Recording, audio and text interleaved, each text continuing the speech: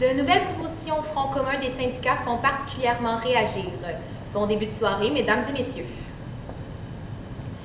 Le chef de la CAQ, François Legault, a affirmé ce matin son fort désaccord quant à l'offre faite aux employés de l'État vendredi par le gouvernement Couillard. Maya, c'est au Conseil général à Laval que Legault est sorti publiquement dénonçant cette offre qui, selon lui, fera reculer le Québec de 30 ans.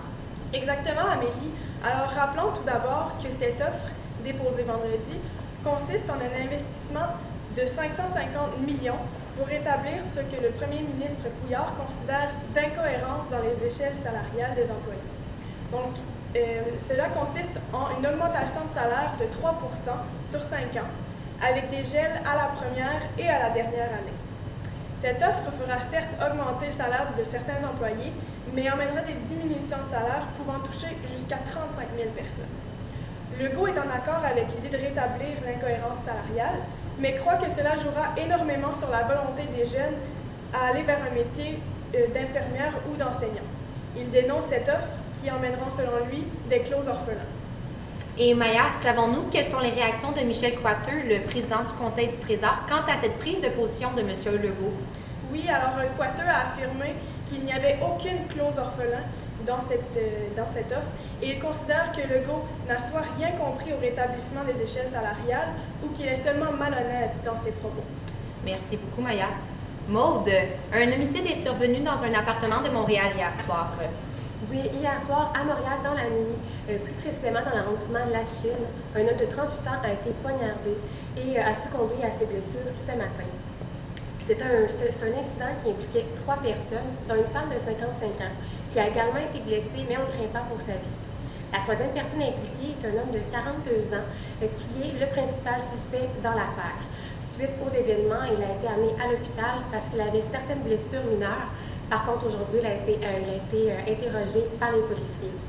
Et avons-nous davantage d'informations quant aux circonstances qui entourent la situation? Pas encore. Le service de police de la Ville de Montréal essaie d'établir le fil des événements, mais il paraîtrait, selon des voisins, que ce n'est pas la première fois qu'il y avait ce type d'incident à cet endroit-là.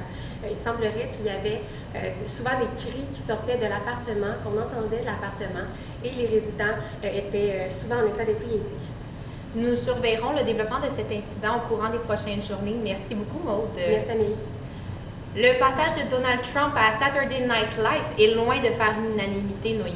En effet, le candidat républicain Donald Trump attire beaucoup l'attention dans les médias sociaux ces derniers temps à cause de sa participation à l'émission Saturday Night Live de ce soir.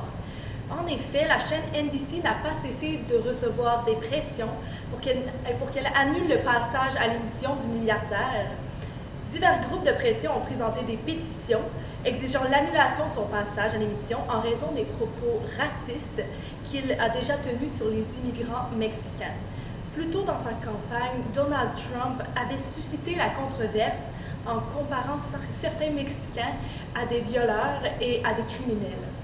Et est-ce que le réseau NBC a émis des commentaires quant à cette situation? NBC a refusé de commenter les pétitions et n'a pas dit si d'autres candidats à la présidentielle étaient pressentis pour animer l'émission.